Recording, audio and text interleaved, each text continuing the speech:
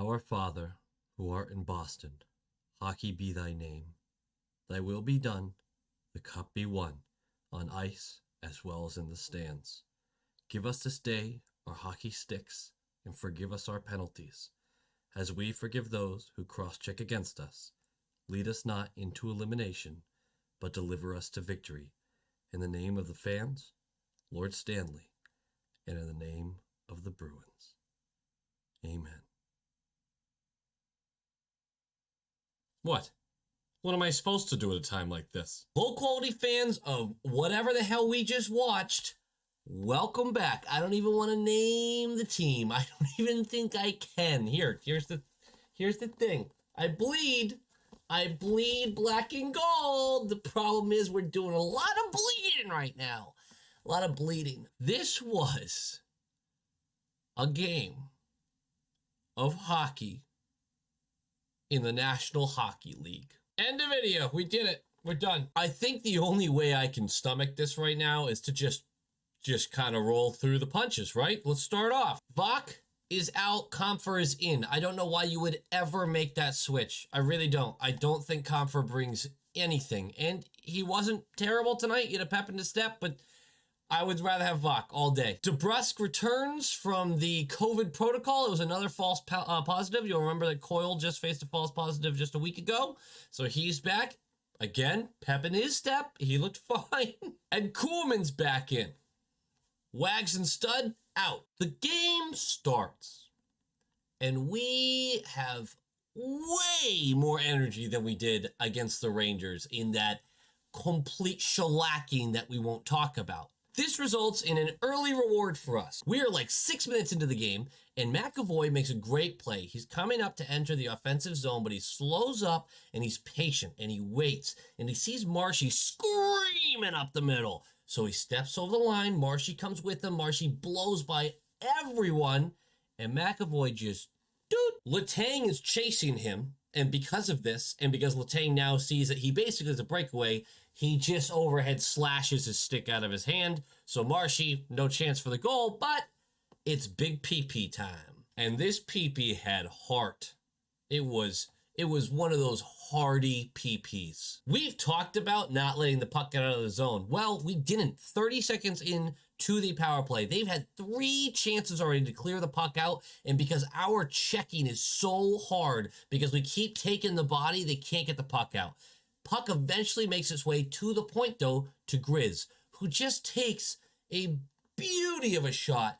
Top blocker side. Yari doesn't see it coming, because thick Richie and his big white ass are just sitting in front of Yari. I need a mold of that big white ass, and I need it to be signed by Richie, but just thick Richie, and I'm going to hang it on my wall and give it a little kiss every day before I go to work. That's kind of weird. But it's a great way to start this game. We're 6 minutes in. We have a 1-0 lead, and that's 35-34 for people tracking at home. 35 goals for our entire team except for Bergeron, Marshy, and Pasta. 34 for those 3. So we broke the tie. Unfortunately, that tie stays broken. For the next 60 seconds after we score that goal, Halak has to stand on his head, which he does. And then 11 minutes in, I even wrote down, what team is this? 13 shots on net? 11 minutes in, the hustle and bustle. And then we're weak. And then we're weak again. We're weak. And this sucks because this is not deserved. But 3 minutes left of the period. And Halak lets in a Rodriguez shot from the wall that was missing the net. And Halak gets the glove on it. And it just goes boop, boop, boop behind him. I don't know physics. But that's some bullshit. 1-1, 3 minutes left of the period. Halak's been so good, and this is a reminder that he's not a number 1 goalie, but he is top 3 backup goalies in the league. You love to have him on your team. That was a bad one. And unfortunately, on a night where it looked like the Bruins were going to offer offensive help, we didn't get the goaltending. Because about a minute later, there was a few things that went wrong here. It was a 3-on-3. The Penguins coming into our zone, and all 3 of the Bruins decide to just pin themselves back right in front of Halak, which leaves Crosby a billion years to cross into the zone, kind of lifts the puck to Gensel just shortly, like, hey, you take that, and just goes down to the bottom of the right circle. And Gensel, who's not even pressured, just throws the puck to Crosby. And Crosby, from zero angle, finds enough space to put it in the net. It's 2-1 after a minute and a half. We're 3 minutes from ending the period, and we allowed 2 goals. What's even worse is Halak should have had this. He was there on time. He was on the short side on time and just couldn't close the gap. But this game doesn't fall on his head because for the rest of the game, he plays great. Second period starts. We're down 2-1, as I may have mentioned before. The refs were terrible in this game. They missed 1,000 calls against us. They missed 1,000 calls for us. But this call they didn't miss. Pasta, with a simple stick check, just puts his stick down on another man's stick. Doesn't break the stick. Doesn't pull the stick. Doesn't slash the stick out of his hand. No, just kind of gets his stick there to prevent him from grabbing the puck. And that's interference now. You can't do that. This call was so bad that not a single player on the ice knew what the call was for. Every single one, including Pasta, including I forget the name of the person he actually interfered with because it was so irrelevant at the time. Everyone was standing there going, was this offsides? This league's officiating is a joke this year. Look around the league. Watch an Oilers game. Watch the way McDavid is treated by the referees. But don't worry, we kill it. And then we go on a power play about 7 minutes in, and then we don't do anything with it. But then something happens that hasn't happened all season. Cliffy takes a tripping call. That's happened plenty of times. But the Penguins, for the first time this season, score a power play goal against the Boston Bruins. That's right. First time this season they've done it. On their 12th attempt, I think. Nothing fancy with this one. They have great puck movement throughout. The puck finds Malkin on the right circle, and he has space and time and just picks a spot. Goal. 3-1. They didn't even need that goal. Once again, the Bruins couldn't put up more than one. They do get another power play this period. We end up with 3 2-on-1s during their power play, and we can't score in any of them. You might notice the energy's a little lower. I'm trying to bring it back up. The problem is I don't want to scream and shout tonight. I'm so disappointed. I'm so bogged down by just a lack of finish in this team, a lack of heart, and the effort was better tonight. It absolutely was, but there's something missing because there is enough talent on this team to be successful. You can't tell me that we are the 5th place team in this division. We've got more talent than that. Right now, I think we're 15th in the league. I haven't checked the standings after that game. We're going into the third, down 3-1. And I am just begging with the hockey gods to just give us some of that magic from the beginning of the year. You remember we were 10-1-2? Do you remember that?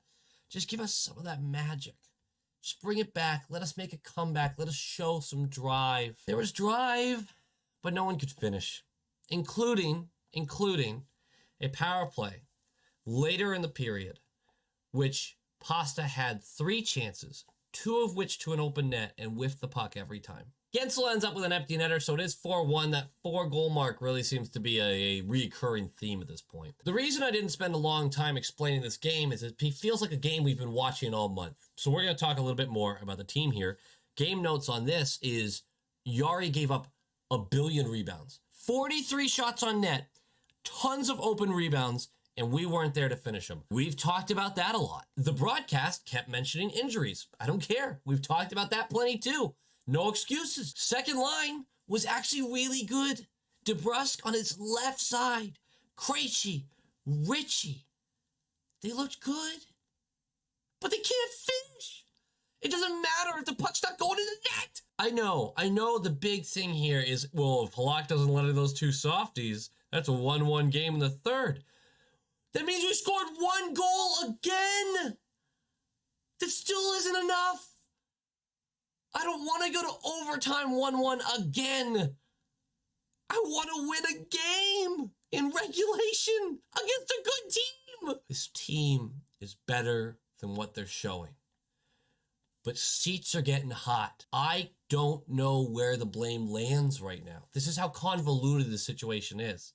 Because at times, if your players are not ready for the game, then you look at the coach. But they felt pretty ready tonight. If your players are not in front of the net for rebounds, you look at the coach and the players because maybe the effort isn't there. If you look at the overall team and say, well, the problem is all these guys suck, then you look at Sweeney, you look at the GM. If you look at the team and go, well, these guys just don't work well together, you look at the GM. What I do know, it's not goaltending's fault. It's not our defense's fault. It's not our first line's fault. I don't think it's Bruce's fault. And I don't actually think it's Sweeney's fault, although Sweeney does need to do something. He's on the clock. He needs to improve the team. We have several players on our bottom 9 who are underperforming. Players I wouldn't get rid of. Coyle. Smith. I think Smith, his shooting percentage has to go up eventually. Richie's not underperforming, but I wouldn't get rid of him right now. Krejci. I mean, he's a UFA. We'll let that money come off at the end of the season. Getting rid of him now for something doesn't make us a better team. It doesn't give us a cup run. You don't get rid of Frederick. I mean, everyone else that I didn't list has been moved in and out of the lineup. This isn't a hot take. This isn't like, oh, wow, you're saying you should get rid of DeBrusque. You're not hanging up the phone. You're taking the calls. You don't send him away for nothing. But you're definitely listening. Corrali, he doesn't have any trade value. But if someone's like, yeah, well, throw in Corrali too, we'll make it a deal. Yeah, fucking fine, go. Maybe you could get someone stupid to take Wags. Fuck, at that point, get rid of John Moore too. I'm negative, man. I want to bring up one thing. And correct me if I'm wrong, I'm pretty sure it was the 2017-18 season where Brad Marchand was in an interview. We had gone on a nice little streak there. We were a good team. We had a really good regular season. About 3/4 through this season, Brad Marchand in an interview said, I hope we didn't peak too soon. I'm paraphrasing, but that's around what he said. And of course, the coaching staff was just like, you got plenty to worry about, plenty to improve on. But that stuck with me. There was a moment in there that I just kind of went, yeah. Yeah, teams get hot for the playoffs and sometimes go on a run. Right now, that's kind of what I'm banking on. I'm hoping against hope that there is just a little bit of a boost that somehow brings his team together. The secondary scoring starts going. The first line gets more dominant, which they've been dominant, don't get me wrong, but teams can focus all their energy on them right now. And they don't have to worry about the rest. That's a hard weight to carry. I don't want us to have to rely on goaltenders only allowing a goal a game. No one does. But that quote stuck with me. It just takes one hot streak. One hot streak to really get going. We are so capable of that. We are not a team that should rely on that, but we're capable of that. At this point, this is no longer a slump.